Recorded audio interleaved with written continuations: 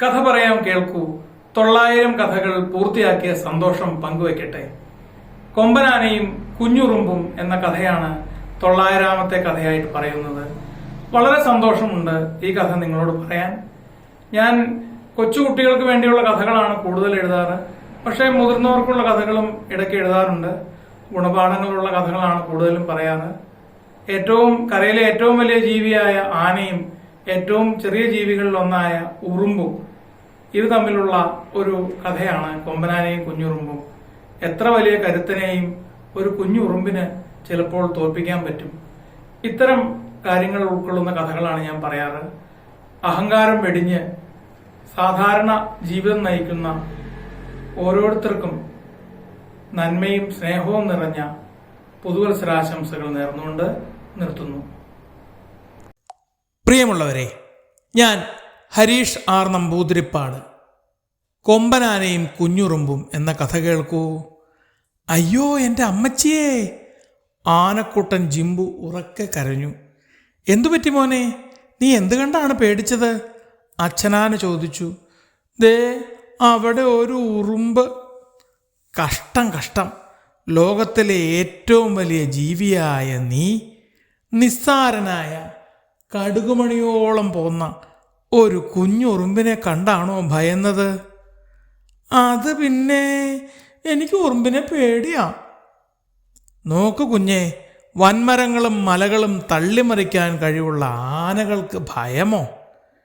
വെളുവെളുത്ത കൊമ്പുകളും എത്ര വെള്ളം വേണമെങ്കിലും കോരിയെടുക്കാൻ പറ്റുന്ന തുമ്പിക്കൈയും നീണ്ടുരുണ്ട കാലുകളുമുള്ള നാം എന്തിനു ഭയക്കണം? അതെ, വലിയ മരക്കമ്പുകൾ വലിച്ചൊടിക്കുന്ന വമ്പന്മാരെവിടെ? നിസ്സാരന്മാരായ ഉറുമ്പുകളെവിടെ? ആനക്കൂട്ടത്തിലെ വലിയൊരു കൊമ്പൻ അച്ഛനാനയെ പിന്തുണച്ചു. സംഗതി ശരിയാണ്. പക്ഷേ നിങ്ങൾക്കൊക്കെ വലിയ തണ്ടും തടിയും ഉള്ളത് കൊണ്ടാണ് ഇങ്ങനെ പറയാൻ പറ്റുന്നത്. കടുകുമണിയോളമുള്ള ഈ ഉറുമ്പിൻ്റെ ശക്തി നിങ്ങൾക്കറിയില്ല. ശരീരഭാരത്തിൻ്റെ എത്രയോ ഇരട്ടി ഇവയ്ക്ക് വഹിക്കാൻ കഴിയും. നിസ്സാരന്മാരെന്ന് തോന്നുന്ന ഇവരുടെ ഒരു കടി കൊണ്ടാൽ ഏത് കൊമ്പനും പറക്കും. ആനകളുടെ അഹങ്കാരം നിറഞ്ഞ വർത്തമാനം കേട്ട് മരക്കമ്പിലിരുന്ന കാക്കമ്മ പറഞ്ഞു. അത് ശരിയാ, ഇത്തിരി കുഞ്ഞന്മാരാണെങ്കിലും ഉറുമ്പുകൾ ഒട്ടും മോശക്കാരല്ല.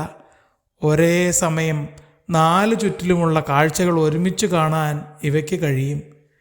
ചുറ്റും നടക്കുന്ന കാര്യങ്ങളെല്ലാം മണത്തറിയാനും പരസ്പരം അറിവുകൾ കൈമാറാനും എളുപ്പത്തിൽ കഴിയും. പൊത്തിലിരുന്ന് തത്തമ്മയും കാക്കച്ചിയെ പിന്തുണച്ചു.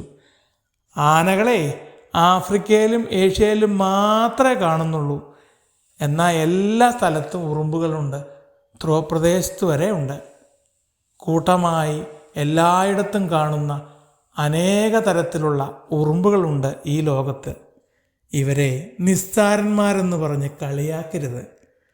താഴത്തെ പൊത്തിലിരുന്ന് എലിയച്ഛനും പറഞ്ഞു. ശരി, ഞങ്ങളൊന്നും പറഞ്ഞില്ലേ എന്ന് പറഞ്ഞ് ആനക്കൂട്ടം മുന്നോട്ട് നടന്നു. ഉറുമ്പുകൾ അപ്പോഴും അരിമണികളുമായി വരിവരിയായി പോയിക്കൊണ്ടേയിരുന്നു.